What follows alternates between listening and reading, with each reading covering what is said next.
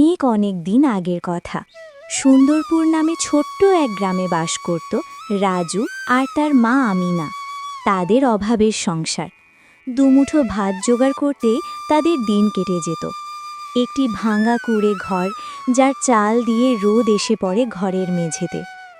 রাজুর মা সেখানে বসে কাঁথা সেলাই করছেন, আর রাজু পাশে বসে মন খারাপ করে নিজের ভাগ্য নিয়ে ভাবছে। কিন্তু রাজুর মনে ছিল আকাশ ছোঁয়া স্বপ্ন। মা, আজ কি ঘরে খাবার নেই? পেটে খুব ইঁদুর দৌড়াচ্ছে। আর একটু সবুর কর বাবা, এই কাঁথাটা সেলাই শেষ হলেই বাজারে বিক্রি করব, তারপর চাল কিনব। রোজই তো বলো। মা, আমাদের কপাল কি কোনোদিন ফিরবে না? জমিদার গদাধরের ছেলে কেমন নতুন জামা পরে ঘুরে বেড়ায়, আর আমার একটা ভালো জামাও নেই। ওসব কথা বলতে নেই বাবা, আল্লাহ যা করেন মঙ্গলের জন্যই করেন। তুই বরং মাঠে যা, কিছু শাক পাতা পাস কিনা দেখ, ও দিয়ে আজ দুপুরটা চালিয়ে নেব। ঠিক আছে মা, যাচ্ছি। কিন্তু আজ আমি অনেক দূর যাব, দেখবে ভালো কিছু পাই কি না। রাজু হাঁটতে হাঁটতে গ্রামের শেষ প্রান্তে চলে এলো। রোদ তখন আগুনের মতো জ্বলছে। হঠাৎ এক পুরনো বটগাছের নিচে মাটির ঢিবির সাথে রাজুর পা আটকে গেল। আউচ! উফ, কি রে বাবা, এটা পাথর নাকি? ব্যথায় কুঁকুরে উঠে রাজু কৌতূহল নিয়ে মাটি খুঁড়তে শুরু করল। আর তখনই মাটির নিচ থেকে বেরিয়ে এলো ধুলো বালি মাখা পিতলের অদ্ভুত এক প্রদীপ। আরে, এটা তো বেশ ভারী, দেখতেও কেমন অদ্ভুত, কোনো রাজা বাদশাদের আমলের মনে হচ্ছে। কিন্তু এত নোংরা কেন? একটু পরিষ্কার করলে হয়তো ভালো দাম পাওয়া যাবে।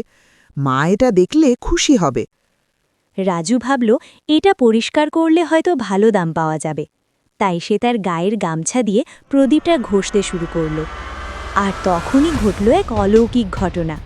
হঠাৎ সেই প্রদীপ থেকে গলগল করে ধোঁয়া বের হতে শুরু করল। মুহূর্তের মধ্যে নীল আকাশ কালো মেঘে ঢেকে গেল। ভূমিকম্পের মতো মাটি থরথর করে কাঁপতে লাগল। ওরে বাবা, এ কি হচ্ছে? ভূমিকম্প নাকি? পালা রাজু, পালা! রাজু ভয়ে পালানোর চেষ্টা করতেই ধোঁয়ার কুণ্ডলি পাকিয়ে এক বিশাল আকৃতির জিন বেরিয়ে এলো। তার পরনে ঝলমলে পোশাক আর কানে বিশাল দুল। হাজার বছর পর মুক্ত হলাম। কে কে জাগালো আমাকে? আহ, আমি রাজু। আপনি কে? দয়া করে আমাকে খাবেন না, আমার গায়ে মাংস নেই, শুধু হাড়। আরে বোকা ছেলে, আমি তোকে খাবো কেন? আমি হলাম এই প্রদীপের জিন। আমার নাম বাবলু।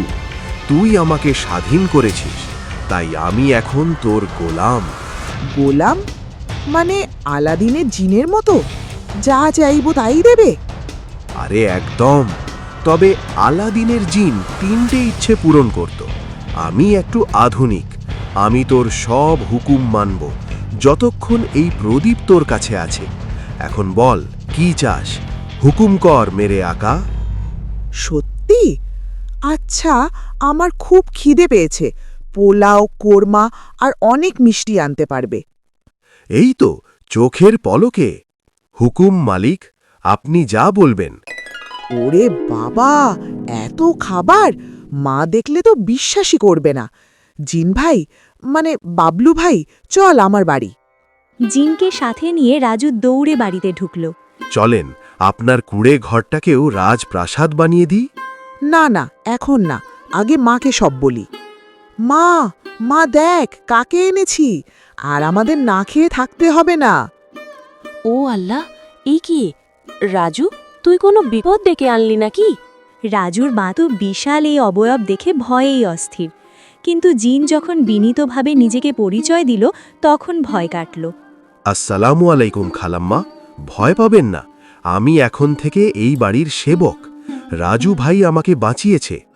সেবক? এই বিশাল দানব আমাদের সেবক? দানব বলবেন না খালাম্মা, কষ্ট পাই। আমি হলাম জাদুর জিন। বলুন, ঘরটা কি একটু ঠিকঠাক করে দেব? এই ভাঙা চাল দিয়ে তো আকাশ দেখা যাচ্ছে।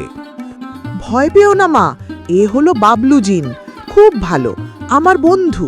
দেখ আমাদের জন্য কত খাবার এনেছে। দাও না বাবলু ভাই, একটা সুন্দর পাকা ঘর বানিয়ে দাও। জো হুকুম। আব্রাকা ডাবরা, গিলি গিলি ছুম।